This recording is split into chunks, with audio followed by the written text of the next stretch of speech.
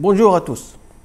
Dans cette vidéo, on va présenter l'aperçu théorique de TP3, les paramètres de réglage d'une presse d'injection en utilisant une fiche de réglage industrielle. De la série, la pratique de l'injection.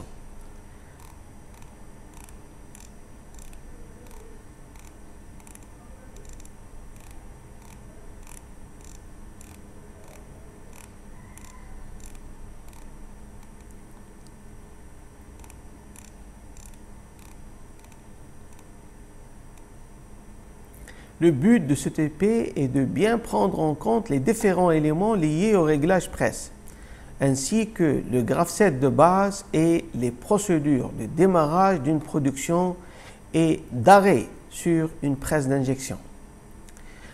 La première partie porte sur l'aperçu théorique. Première question, compléter le graph-set de base incomplet d'une presse d'injection en cédant des termes suivants.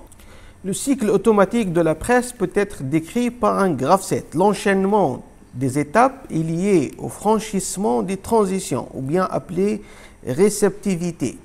Pour analyser une défaillance de fonctionnement automatique, on vérifie l'état de la réceptivité associée à la fin de l'étape défaillante. Après la vérification des conditions de départ, moule ouvert, éjecteur entrée et matière dosée, on va commencer par le départ de cycle. Étape 1, fermeture de moule en haute pression. Étape 2, fermeture de moule en basse pression.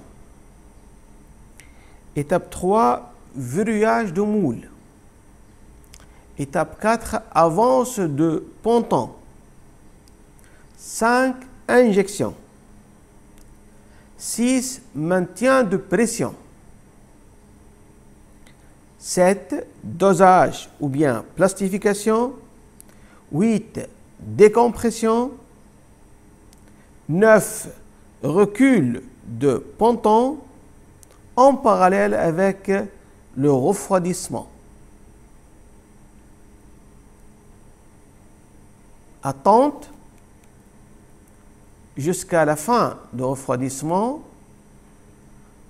puis on va ouvrir le moule, sortir des éjecteurs, entrée des éjecteurs, et puis on va terminer par le temps entre cycles.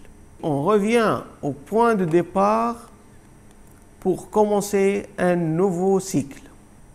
Citer les principaux paramètres de groupe de fermeture, classés par fonction de réglage.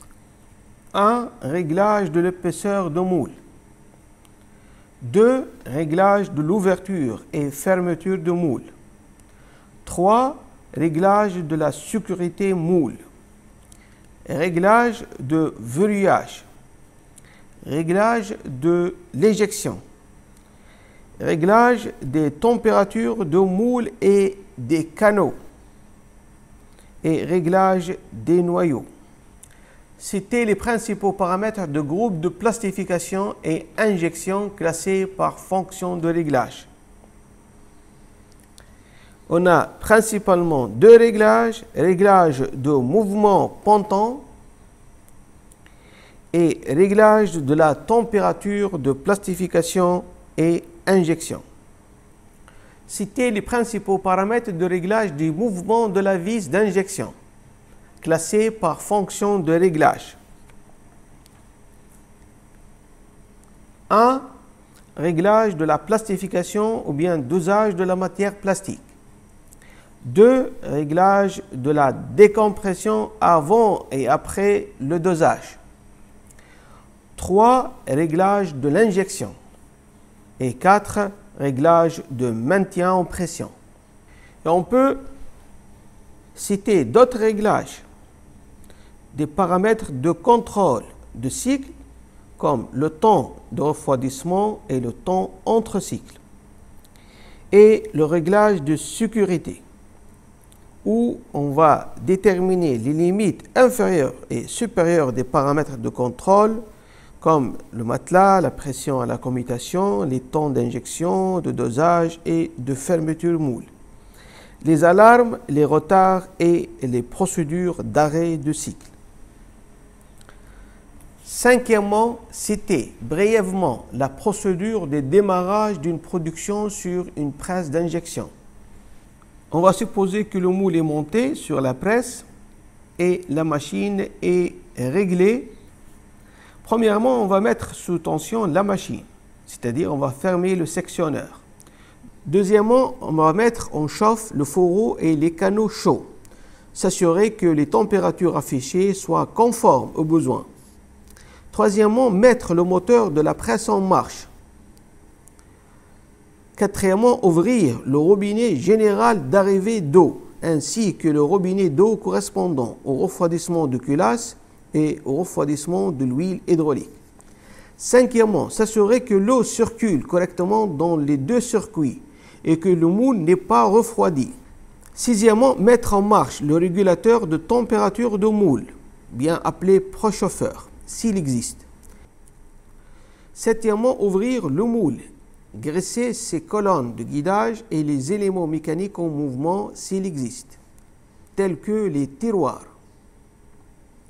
Huitièmement, vérifier le bon fonctionnement des organes de sécurité comme l'arrêt d'urgence, les sécurités de la porte côté opposé à l'opérateur, ainsi que l'interrupteur de mouvement de fermeture lors de l'ouverture de la porte côté opérateur.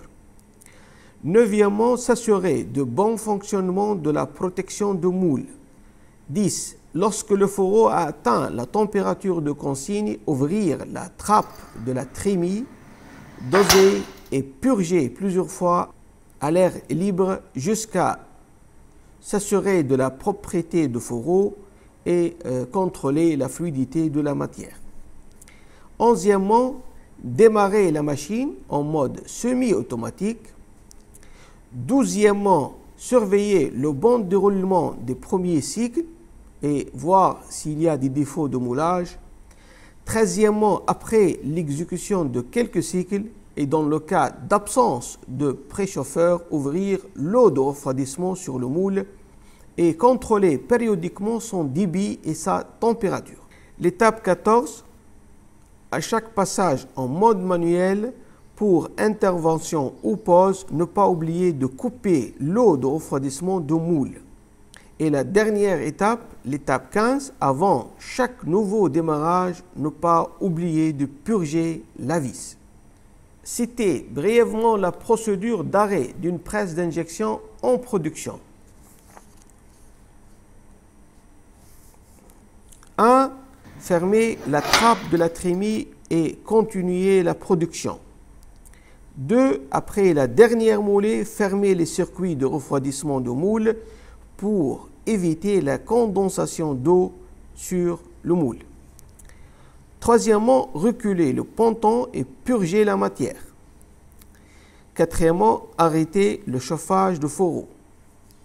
Cinquièmement, nettoyer le moule, notamment le plan de joint, les empreintes, le canal d'alimentation et les évents. Sixièmement, contrôler l'état de moule. Septièmement, mettre le produit anti-corrosion sur les empreintes et graisser les colonnes de moule. 8. Fermer le moule sans verrouillage. 9. Arrêter le moteur de la presse. 10. Ouvrir le sectionneur électrique. 11. Ranger et nettoyer la presse et son environnement. 12. Couper le circuit de refroidissement de la machine au moins 15 minutes après l'arrêt des chauffes. Et la dernière étape, 13, arrêter les pompes de circulation d'eau de refroidissement.